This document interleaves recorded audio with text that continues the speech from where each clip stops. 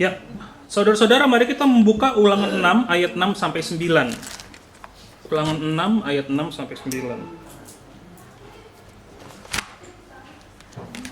Ulangan 6 ayat 6 sampai 9.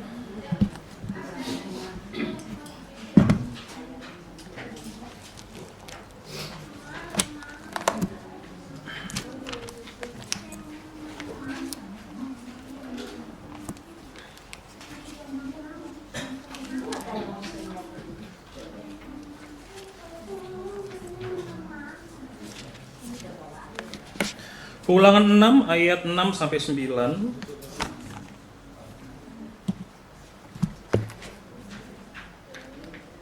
Saya akan bacakan bagi kita sekalian ya Bapak Ibu, Ulangan 6 ayat 6 sampai 9. Apa yang kuperintahkan kepadamu pada hari ini haruslah kau taruh dalam hatimu, haruslah engkau mengajarkannya berulang-ulang kepada anak-anakmu dan membicarakannya ketika engkau duduk di rumahmu atau sedang dalam perjalanan, ketika engkau berbaring atau bangun. Engkau harus juga mengikatkannya sebagai tanda pada tanganmu dan menjadikannya lambang di dahimu. Haruslah engkau menuliskannya pada tiang pintu rumahmu dan pada pintu gerbang kotamu. Nah, saudara-saudara, hari ini kita akan melihat bagian dari dasar iman yang kedua berkaitan dengan firman Allah.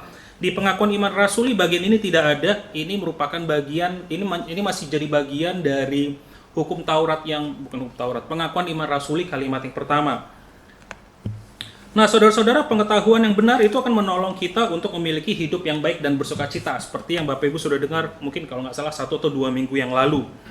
Kita sudah lulus SMA dan SMK. Semua orang saranin, lu kerja lah, lu kuliah lah, gitu. Dan kita jadi mulai bingung, panduan mana yang tepat? Mau kerja atau kuliah? Kita butuh panduan. Pengetahuan yang benar akan menolong kita memilih, gua harus kerja dulu atau tidak.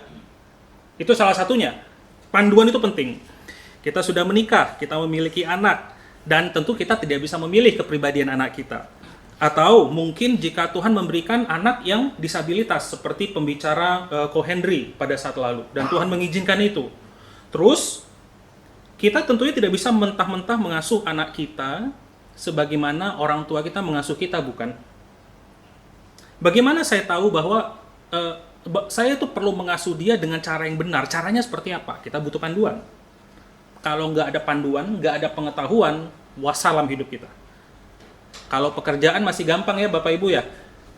Menikah dan punya anak seumur hidup. Kalau pekerjaan salah 2 tahun tinggal keluar.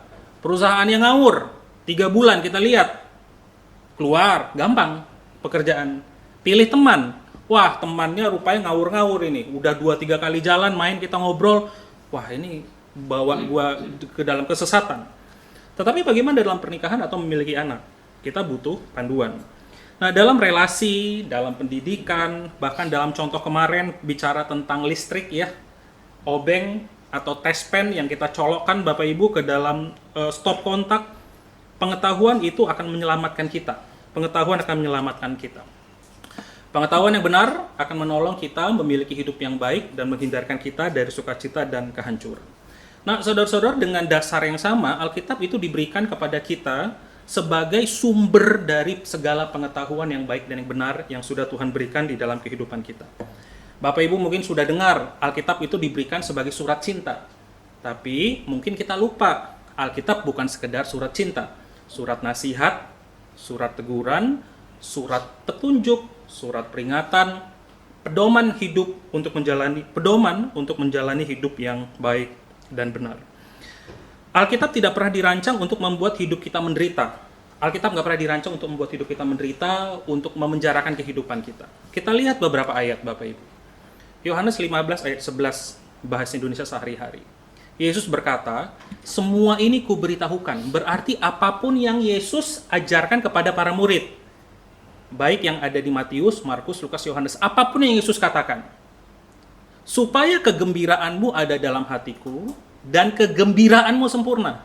Ini Yesus yang ngomong ya Bapak Ibu. Jadi kalau kita baca Injil dan juga Perjanjian Baru, itu dirancang untuk membawa kita kepada, kalau di bahasa terjemahan baru, sukacitamu itu sempurna.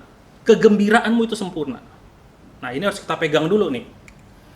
2 Timotius 3, 16-17, Bapak Ibu sudah sering dengar yang terjemahan baru, saya bacakan yang bahasa Indonesia sehari-hari.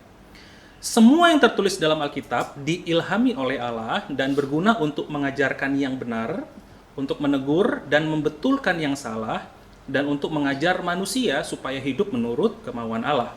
Dengan Alkitab itu, orang yang melayani Allah dapat dilengkapi dengan sempurna untuk segala macam pekerjaan yang baik.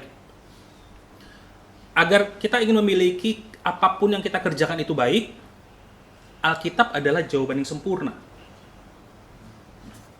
Kita lihat bagian yang lain. Ulangan 10 ayat 13. Taatilah segala perintah Tuhan yang hari ini ini Musa berbicara kepada orang Israel, Allah berbicara kepada orang Israel melalui perantaraan Musa, saya sampaikan kepadamu demi kebaikanmu sendiri. Bapak Ibu, Alkitab itu diberikan kepada kita bukan untuk mengekang, bukan untuk menyiksa, tetapi untuk memberikan kita kebebasan yang sejati, kebahagiaan yang sejati, damai sejahtera, ketenangan. Alkitab itu sempurna untuk itu. Untuk masalah teknis, Alkitab bukan jawabannya. Bagaimana kita bisa membereskan ini? Jangan tanya Alkitab. Nggak ada hubungannya. Bagaimana membuat air itu, bagaimana memurnikan air dari sungai sehingga layak minum. Kalau di Amerika sih bisa langsung minum ya dari tap water ya. Kita kan kagak, kita harus rebus dulu. Gimana caranya? Di Alkitab nggak ada. Tapi Alkitab berbicara tentang hukum-hukum moral, etika, cara hidup yang baik dan benar. Orang bisa pinter, Bapak Ibu bisa memurnikan air. Tapi orang yang jahat akan menggunakan air ini dan menaikkan harganya luar biasa gila-gilaan saat manusia lagi krisis. Ingat nggak COVID? Apa tujuan masker digunakan? Untuk melindungi orang-orang yang sehat dari orang-orang yang sakit. Tujuannya itu. Pas COVID apa yang terjadi? Bapak Ibu ingat ratusan ribu satu kotak? Sadis ya. Loh, ada etikanya, moralnya nggak? Nah, di buku-buku pedoman tidak ada. Di semua buku bisnis, cuan itu nomor 1. Bapak Ibu tidak ada di bisnis itu, rugilah dirimu. Nggak ada. Bapak Ibu nggak ada. Semua orang pebisnis itu nggak ada yang tidak mau rugi. Tapi saat kita mulai membaca Alkitab, harus ada kesempatan dan momen di mana kita harus merugi demi kerajaan Allah. Atau demi etika dan moral yang sudah Tuhan berikan. Nah, Alkitab menjadikan panduannya untuk hidup kita baik dan benar. Nah, Bapak Ibu, di bulan Maret kemarin kita mempelajari bagaimana Allah Sang Pencipta itu ingin memiliki relasi dengan kita. Pengakuan iman rasuli, aku percaya pada Allah, Bapa yang Maha Kuasa, langit dan bumi. Kebenaran pertama yang kemarin kita lihat, Allah adalah Sang Pencipta, yang juga merupakan pribadi. Allah menciptakan manusia karena ia ingin punya hubungan kasih dengan kita, dan melalui hubungan inilah kita menemukan keutuhan sehingga kita mengalami sukacita dan kebahagiaan sejati. Itu kebenaran pertamanya. Nah, kebenaran keduanya berkaitan dengan apa yang kita bahas. Allah menginginkan hubungan di mana kita antara saya dengan Allah mengenal secara akrab. Ia telah memberi kita firman-Nya untuk menyatakan dirinya kepada kita supaya kita dapat mengenal Dia dan mengalami Allah di dalam segala kepenuhannya. Firman Allah memberikan kita standar hidup baik dan benar dan membangun hubungan yang baik dengan benar antara Allah dengan sesama. Mau dunia ini lebih baik, bukan ke politikus jawabannya, bukan ke ilmuwan jawabannya. Kalau membuat dunia ini lebih baik, tanya ke Tuhan. Mau membuat perusahaan kita lebih baik, toko kita lebih baik, keluarga kita lebih baik, pasangan kita lebih baik, anak kita lebih baik, jawabannya satu, firman. Jawabannya satu dan firman. Nah, saudara-saudara, kita akan melihat ini mungkin khususnya nanti di minggu yang kelima ya, karena nanti minggu kedua saya di Kartini, ketiga itu Pak Simon, majelis kita, ketua majelis, nanti minggu keempat itu Ibu Alda. Dan nanti di minggu keempat kita ada latihan WL, singers, kita akan aja vision casting. Kita akan ada pembinaan mengenai ibadah. Ibadah itu bagaimana yang baik dan benar di minggu keempat. Di khotbah dan habis khotbah. Baru nanti di minggu kelima ini saya akan banyak lebih bahas dengan menggunakan 3 contoh. Tapi izinkan saya menggunakan beberapa contoh ya Bapak Ibu. Berkaitan dengan relasi ya Bapak Ibu misalnya. Firman Allah memberikan kita standar dalam berelasi dengan baik dan benar. Contohnya, di Alkitab itu ada 2 jenis standar. Standar yang harus dilakukan dan standar yang tidak boleh dilakukan. Yang diperintahkan untuk dilakukan, yang satu lagi dilarang untuk dilakukan. Nah, misalnya kita contoh berkaitan dengan pasangan. Ada standar yang tidak boleh dilakukan saat kita membaca Alkitab. tidak langsung. Prinsipnya itu ada. Nah, di dalam kondisi kemarahan sebesar apapun terhadap pasangan kita, kita dilarang untuk berkata-kata kasar dan jahat. Kita ingat di dalam Matius 5, Tuhan berkata, jangan berkata kepada saudaramu jahil. Jahil itu sebenarnya kata-kata kasar di dalam bahasa aslinya. Dan ini penting sekali. Psikolog menemukan, setiap kali kita marah, jangan gunakan kata putus dan cerai. Mirip kayak perang, Bapak Ibu. Semua orang bisa pegang senjata, tembak-tembakan. Tapi ada beberapa senjata kimia yang tidak boleh digunakan sama sekali. Fosforus salah satunya, yang bisa membakar manusia sampai mati. Dan yang kedua, bom atom. Bom atom. Itu tidak boleh dilakukan, mau perang sehancur apapun. Nah, ada di dalam kehidupan kita itu bom-bom atom yang kita suka keluarkan saat kita marah. Itu standar yang kita harus sadari. Dari Alkitab, dia kasih prinsip, waktu kita memulai melihat kehidupan, oh iya ya, saya sih kalau saya ngomong, Pak Afwi jahil. Nah, kita mungkin kayak, lucu ya, lucu. Tapi kan kita lihat konteks ya, ada kata-kata tertentu di dalam Alkitab yang pas kita baca, oh iya, rupanya ini kata-kata yang kasar, yang jahat, yang saya tidak boleh ucapkan kepada orang lain, walaupun saya marah, sebesar apapun. Nah, dan kita belajar, oke, kalau di zaman sekarang, ada beberapa kata-kata tertentu tuh, kalau kita dalam berelasi. Nah, itu harus kita kerjakan, yang tidak boleh dilakukan. Ada standar yang harus dilakukan. Kita bertanggung jawab kepada satu sama lain. Kita meluangkan waktu dan berkomunikasi dari hati ke hati dengan pasangan. Kita belajar saling menghargai, saling menerima. Sudah ada standarnya bagaimana laki-laki, suami tidak boleh harus bersikap yang baik kepada perempuan, kepada istrinya, dan istri kepada suaminya, sebaliknya. Berkaitan dengan sekolah, ada standar yang tidak boleh dilakukan. Dilarang absen lebih dari 3 kali, dilarang menyontek, dilarang mengerjakan tugas yang dikerjakan oleh orang lain atau bahkan dikerjakan oleh AI. Ada standar yang harus dilakukan. Selalu persiapan sebelum memasuki kelas, pelajari bahan, setelah kelas pelajari ulang bahannya. Nah, standar-standar dalam relasi dan dalam pendidikan saja sudah menjadi contoh bagi kita dalam hidup ya. Ada yang tidak boleh dilakukan. Minggu kemarin saya pernah cerita Bapak Ibu ya, saya suka ngejok dulu. Sampai sekarang juga sih sebenarnya. Dan kadang-kadang joke saya itu lempar barang ke kakak tingkat saya. Pertama kali saya lakukan, saya lemparnya sendal. Kita lagi nyuci kayak kemarin saya cerita. Saya lempar di sendal ke mukanya. Baru pertama kali saya tahu lihat mukanya gini. Dia ngerasa lempar sendal itu kurang ajar. Bapak Ibu, lempar sendal ke mukanya. Bagi saya lucu.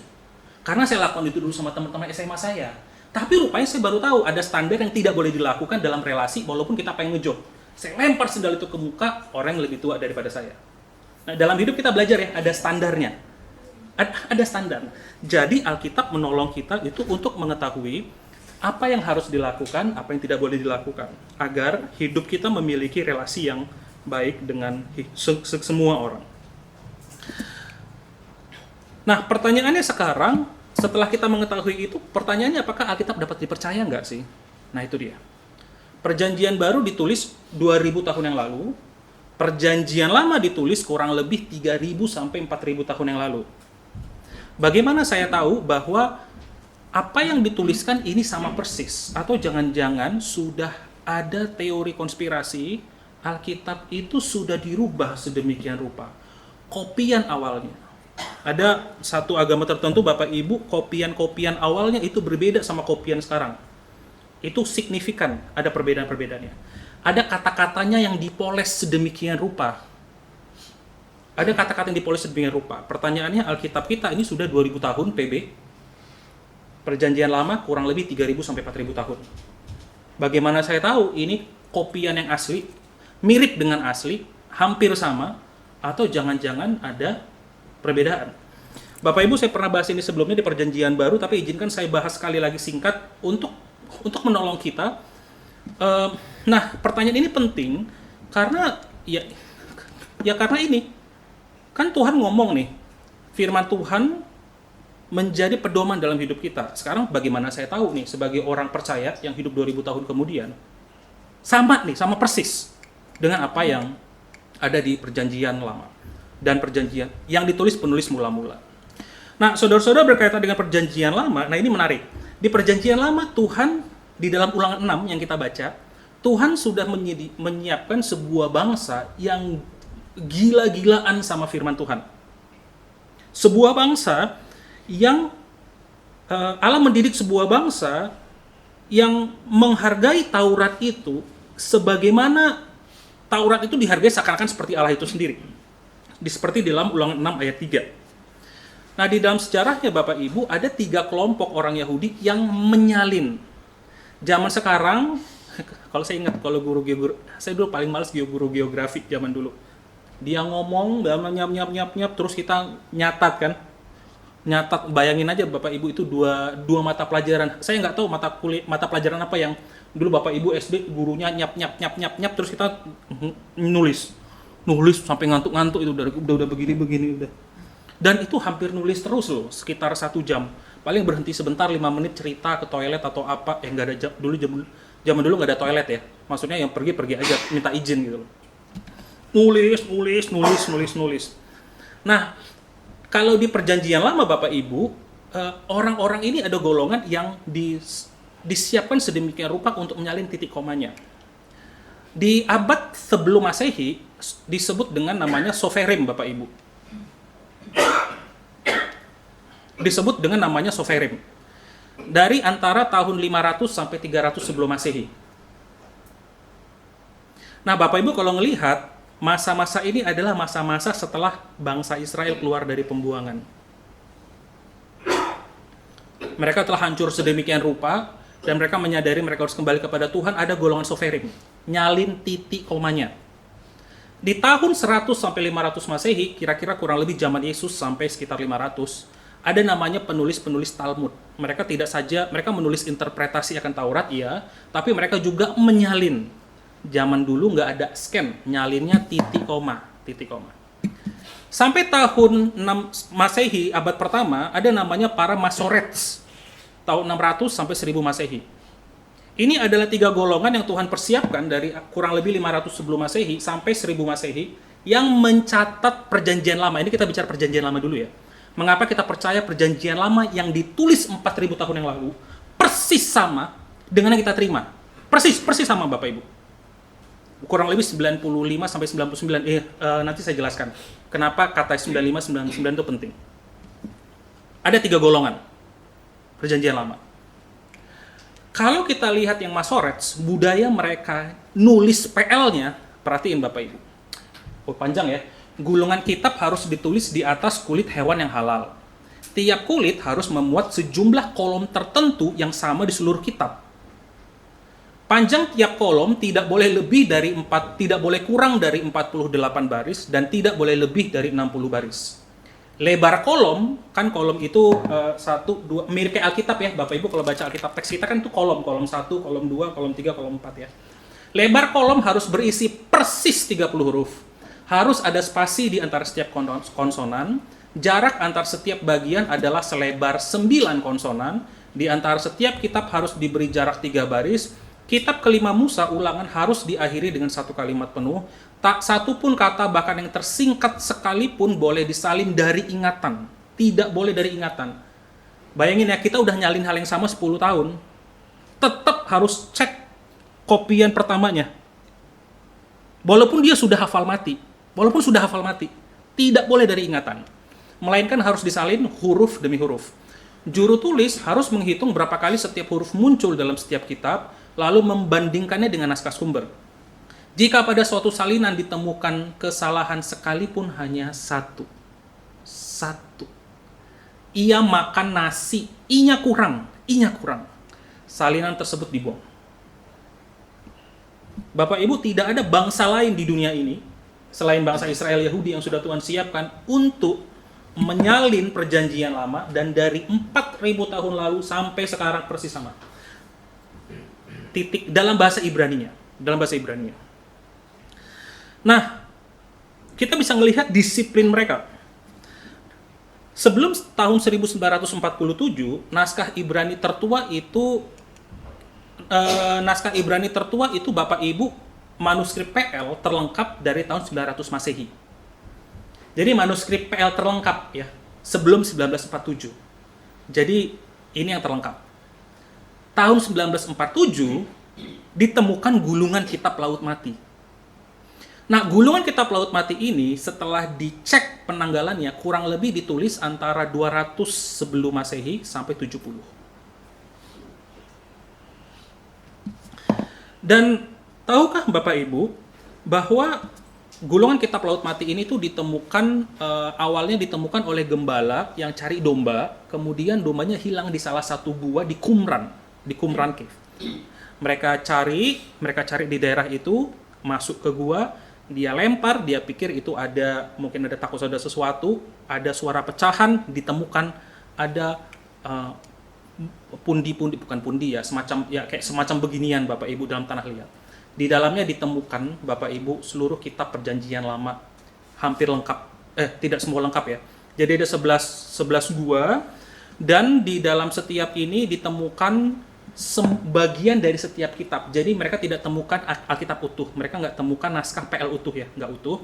Tapi semua kitab itu ada bagian-bagian, mungkin hanya sekitar 5 pasal atau 10 pasal, tapi dari Kejadian sampai Maleakhi ada kecuali satu kitab. Kitab Ester nggak ada. Dan ini memang nggak lengkap, cuman porsian. Misalnya kalau Bapak Ibu nanti ketemu suatu ketika ini 200 tahun lagi, ya mungkin kitab Kejadian cuman ketemu 10 pasal gitu, atau kan mereka pakai 10 perkamen ya, pakai kulit ya, cuma ketemu hanya sekitar mungkin 300 kata atau 1000. Dan Bapak Ibu, isi dari yang terlengkap 900 Masehi waktu dibandingkan dengan gulungan kitab Laut Mati yang maksimal tuh ditulis tahun 70 Masehi, memiliki mereka identik kata demi kata sebesar 95%. 95% identik. Naskah terlengkap 900. Jadi kan ini cuma bagian-bagiannya tok ya, nggak lengkap. Punya seluruh kitab 65 kitab. 65 Perjanjian Lama, dan memiliki identik 95%. Perbedaan 5% itu hanyalah perbedaan ejaan. Hanya perbedaan ejaan. Salah ejaan, mungkin ada salah titik atau koma. Dan hal-hal yang lainnya. Jadi 95% identik sama. PL kita Bapak Ibu kalau kita lihat sama bahasa Ibraninya dengan yang sekitar naskah-naskah tahun 70 Masehi. 95%. Itu PL. Untuk Perjanjian Baru Bapak Ibu, oh ya ini saya lupa nih. Potongan bagian dari setiap kitab Ibrani ada, kecuali kitab Ester, dan kesamaannya 95%. Perbedaan 5% itu tidak mempengaruhi apapun secara signifikan dari teksnya.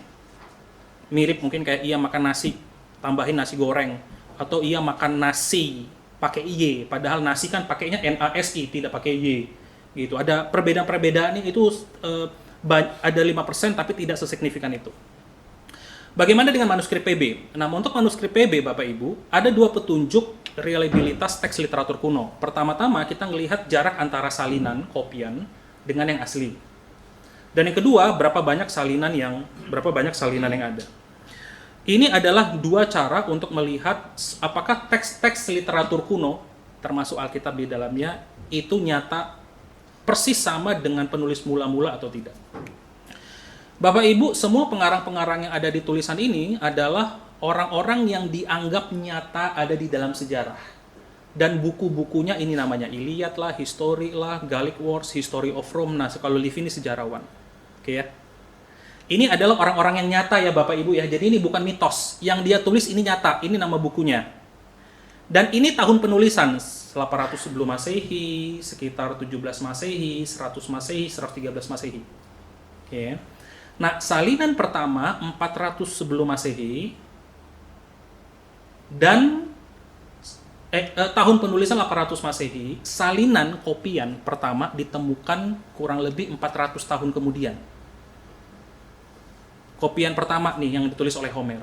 Jumlah salinan 643 dan semua sejarawan mengakui, oh ada nama pria Homer, ada nama buku Iliad, dan Iliad ini dipercaya ditulis oleh Homer dan sesuai dengan kemungkinan besar ditulis isinya itu sama persis sama tahun penulisan pertama. Karena kan udah lama ya, tulisan pertama pasti hilang. Orang kan nulis kopiannya kan. Zaman sekarang digital, 1000 tahun lagi masih ada. Kertas, 1000 tahun lagi ini hancur, Bapak Ibu. Jadi tentu saja penulisan pertama, buku pertamanya tentu hancur dong. Yang ada apa? Salinannya. Itu disebut kopian. Herodotus dan lain-lain. Ada yang bedanya itu 1001 abad, seperti Demosthenes, selang waktunya 1400 tahun, jumlah salinan ada 200. Ada yang 1000 tahun, kayak Tacitus, ini dia sejarawan, dia tulis tentang Annals, tahun 100 Masehi, ditemukan 1 abad kemudian, hanya ada 20 salinan, dan orang percaya, oh ya, betul, ada pria namanya Tacitus, dan dia tulis namanya, buku bernama Annals, dan walaupun salinannya berusia 1000 tahun, tidak ada salinan, tidak ada kopi original ya, originalnya tidak ada, kan udah hancur, buku zaman dulu pakai perkamen, mereka masih percaya itu ada.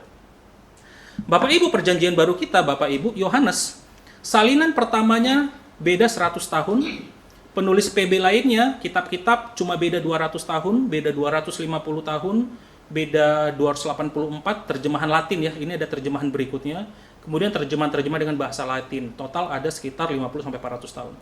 Dan kalau di total-total kita punya 26.400 naskah. Bapak Ibu perhatikan yang ini. 19 salinan, 200 salinan, 643 salinan. Bapak Ibu hitung ya. Paling gede 643. Bahkan yang salinannya satu bagian tok nih ya, atau 7 saja, orang masih tetap percaya. Ada namanya Pliny Secundus, dan Natural History masih dianggap sebagai buku sejarah yang terkenal dan nyata dan asli. Salinannya cuma 7, jaraknya 750 tahun. Alkitab kita 50 sampai 400 tahun. Ini terjemahan lain ya, bahasa lain. Kita kalau ngelihat perjanjian baru berarti antara 50 sampai 150 tahun, Bapak Ibu. 225, 400 tahun, dan total-totalnya ada sekitar 26.400 naskah. 26.400 naskah. Dan di sini kita ngelihat Bapak Ibu ini, apakah berarti wah naskahnya banyak error dong. Nah, rupanya memang ada 400.000 varian. Jadi misalnya ia makan nasi goreng pakai Y, salah ya. Itu varian pertama. I makan nasi goreng, varian kedua. Jadi ada 400.000 varian dari 26.000 naskah. Nah, Bapak Ibu ada 2 standar untuk kita bisa melihat. Nah, ini saya mau bahas nggak ya? Kayaknya nggak perlu ya. Ini saya bahas aja Bapak Ibu. Ini saya coba untuk saya bahas ya. 2 standar tulisannya agar kita bisa melihat apakah 400.000 varian ini penting atau tidak, signifikan atau tidak. Kita perlu melihat ada 2 standar. Pertama, orang melihat apakah kopiannya itu cukup dekat dengan original pertama, tulisan original pertama. Makin dekat, misalnya saya nulis di tahun 100 Masehi, kitab Yohanes. Misalnya saya tulis 100 Masehi. Kan Yohanes itu ditulis sekitar tahun 50 Masehi. Saya nulis tahun 100 Masehi, Injil Yohanes, kemudian nanti Ibu Lucy menulis Injil Yohanes di tahun 500 Masehi. Nulis juga ya. Yang lebih dipercaya tulisan saya, kenapa? Karena lebih dekat, bedanya 50 tahun dibanding tulisan Ibu Lucy. Paham ya, Bapak Ibu ya, tulisan orisinal. Mana teks yang lebih dekat dengan kira penulisan original pertama. Dan yang kedua, penting artinya mengubah makna. Ia makan nasi goreng. Ia minum air. Nah, itu penting. Karena di satu naskah yang ditulis Ibu Lucy, ia minum air. Di naskah saya, ia makan nasi goreng di teks yang sama. Waduh, ini perbedaan ini penting nih. Kok beda nih? Apa yang terjadi? Nah, berarti maknanya berubah. Apa yang terjadi? Ada namanya tidak orisinal dan tidak penting. Ia makan nasi. Ada yang nulis AI makan nasi. Ya, udah pertama tidak orisinal berarti ini mungkin ditulis 200, 300, 400 Masehi. Dan perbedaannya pun salah typo di sini tidak penting. Dan kita tahu ini sebenarnya ia, bukan AI. Ya udah otomatis kan nggak penting ya. Ada namanya orisinal dan tidak penting. Nama Yohanes di beberapa manuskrip pertama itu ditulis Ioannes, double N. Di manuskrip kemudian ditulis Ioannes, 1 N. Disebut orisinal karena manuskrip ini manuskrip yang awal, dekat dengan penulisan awal, mula-mula. tapi tidak penting, tidak bermakna. Mau salah nama Yohanes kek, mau O-nya 2 kek, mau E-nya 2, tetap kita tahu namanya Yohanes. Ada namanya tidak orisinal dan penting. Jadi di dalam Lukas 6 ayat 22, ada manuskrip di kemudian hari yang ditulis yang tidak menuliskan kalimat ini Bapak Ibu, karena anak manusia. Jadi ditulisnya begini, berbahagialah kamu jika orang membenci kamu dan jika mereka mengucilkan kamu dan mencela kamu serta menolak namamu sebagai sesuatu yang jahat. Tidak orisinal karena ini di manuskrip ratusan tahun kemudian. Tapi penting karena mengubah makna. Berarti orang membenci kita karena Yesus. Kalau ini nggak ada, berarti orang membenci kamu karena apa? Kan nggak jelas ya. Ada kata anak manusia di sini Yesus, berarti penting. Tapi karena manuskrip ini itu ditulis ratusan tahun kemudian, lebih jauh daripada manuskrip awal, dianggap penting. Nah, ini nih yang orisinal dan penting hanya 1%. Hanya 1%. Contohnya begini. Di dalam Markus 1 ayat 41, ada 2 manuskrip yang dekat-dekatan dengan orisinal, dengan penulisan orisinal. Dan mereka gunakan 2 kata sifat yang berbeda. Maka tergeraklah hatinya oleh belas kasihan. Oke. Satu manuskrip lagi yang dekatan nulisnya, maka tergeraklah hatinya oleh amarah. Lalu ia mengulurkan tangannya menjamah orang itu dan berkata kepadanya, aku mau jadilah engkau tahir. Oke ya. Nah, ini kan merubah makna ya Bapak Ibu ya. Kalau benar Yesus marah, di TB kita gunakan belas kasihan, kita memilih belas kasihan, tapi kalaupun Yesus benar-benar marah, nah, mulai ada interpretasi yang berbeda. Kenapa Yesus marah? Nah, kita harus mulai pelajari konteks. Yesus kan kayaknya nggak mungkin marah dong sama orang yang sakit, karena di dalam sejarah Injil, Yesus nggak pernah marah sama wanita pelacur, sama pemungut cukai. Yesus tidak marah dengan orang-orang yang membutuhkan. Yesus selalu marah dengan hukum Taurat. Tetapi kita tahu ini signifikan. Dan totalnya Bapak Ibu itu hanya 1%. Dan dari 1% ini tidak ada yang mengubah inti Injil. Kita ngaku pengakuan iman rasuli ya. Aku percaya kepada Allah Bapa, Allah Tritunggal, Yesus, Roh Kudus, lahir dari perawan Maria, dari Roh Kudus sama sekali bukan karena pembuahan. Yesus akan datang kembali lagi. Yesus akan datang kembali kedua kali. Semua itu tidak ada yang berubah. Tidak ada yang berubah. Ada 4.000 varian penting dan signifikan, tapi itu tidak mengubah inti Injil sama sekali. PB khususnya, sama sekali. Dan Bapak Ibu kita melihat juga, rupanya di antara Alkitab, ini perjanjian lama ya, warna biru-biru. Warna merah itu perjanjian baru. Di Alkitab kita, Bapak Ibu, kalau Bapak Ibu buka Alkitab kita, di bagian bawah ada namanya referensi. Nah, ini nih kalau Bapak Ibu nggak pernah buka Alkitab nih. Kecil-kecil ya. Mazmur 62 ayat 11. Ada referensi silang, Yesaya 40 ayat 10, dan referensi Wahyu 22 ayat 12. Oleh karena itu Bapak Ibu baca teks Alkitabnya kita ya. Jadi jangan kebiasaan juga kita baca digital. Karena kita tuh nggak lengkap. Ada di sini. Nah, di sini mereka menggunakan Thompson Chain Reference. Thompson Chain Reference adalah buku kitab suci dengan memasukkan semua referensi silang dan total ada 340.000. Dan semuanya saling referensi silang. PL sesama PL, PL ke PB, kalau PL ke PB nggak ada ya. Dari PB ke PL, sesama PB, sesama PL. 340.000. 340.000, Bapak Ibu. Nah, saudara-saudara, jadi kita bisa melihat bahwa dengan referensi silang yang demikian rupa, kita bisa melihat bahwa Alkitab kita itu memiliki bukti yang cukup, tidak sempurna, selalu bisa dicari kelemahannya.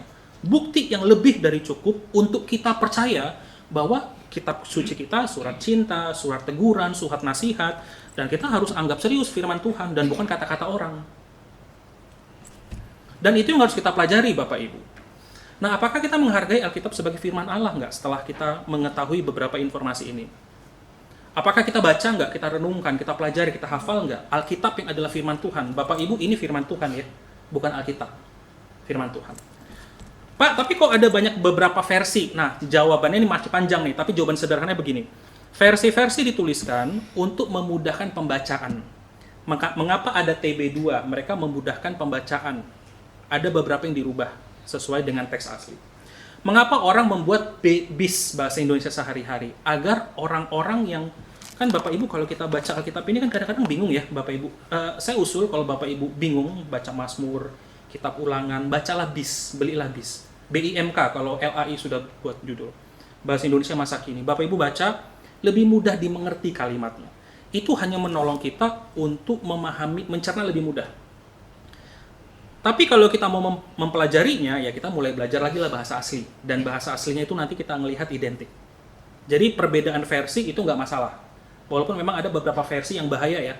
Mormon buat Alkitab lain, Saksi Yehova buat Alkitab lain, kemudian Gereja Tuhan Yang Maha Kuasa, Eastern Lightning, Kristen-Kristen ini mereka buat terjemahan berbeda. Nah, jadi ada versi-versi ajaran sesat yang Bapak Ibu harus buang itu Alkitabnya. Jadi terjemahan versi itu sesat. Itu sesat, itu total. Tapi semua terjemahan lain, AYT, BIS, BIMK, ada namanya Indonesian Literal Translation, ada namanya Modified Indonesian Translation, ada namanya VMD, versi mudah dibaca, ada namanya versi FIYH, Firman Allah yang hidup, BIS sama BIMK itu sama, terjemahan baru yang kita punya. Nah ini saya baru beli terjemahan baru 2, TB2. Nah itu kurang lebih sama. Nah Bapak Ibu kalau mau baca terjemahan, coba tanya saya terlebih dahulu, ini terjemahannya ditulis oleh siapa. Nah fokus utamanya Bapak Ibu apakah kita baca, renungkan, dan kita pelajari. Nah sekarang tinggal kita, apakah kita benar-benar nggak menghargainya. Nah saya mendorong Bapak Ibu agar kita mengajar anak-anak kita mengenal isi firman Tuhan. Bagi kita, bagi anak-anak yang masih kecil, bantulah mereka untuk mengenal. Mereka di gereja hanya 2 jam seminggu Bapak Ibu, 1 jam. 1 jam, setengah jam sebenarnya di atas ngajar, 30 menit sampai 60 menit aktivitas. Hanya 30 menit kami laus-laus satu ngajar. 1 minggu, 30 menit, aktivitas 1 jam. Sangat penting Bapak Ibu, bagi Bapak Ibu untuk serius memikirkan kehidupan iman anak-anak kita. Apakah tahu gak mereka cerita-cerita Alkitab? Jika anak kita masih umur 1-12 tahun, mulailah dengan membaca, belilah buku-buku kitab suci yang bergambar. Anak SD. Bapak Ibu kita udah gede nih ya, kita udah gede aja kadang baca kayak gini mata pusing ya. Tulisan semua, udah kecil-kecil, tipis-tipis. Kalau mau beli yang gede, tebelnya bukan main dan berat. Nah untuk anak SD, Bapak Ibu, belikanlah buku-buku bergambar Alkitab. Saya masih ingat mama saya itu banyak sekali buku ya, mulai dari perjalanan musafir, Elis, jadi kisah Elis di Alkitab. Yang dulu banyak sih, sayang kita harus nyari lagi tuh buku-buku. Bapak Ibu lakukan, pilih.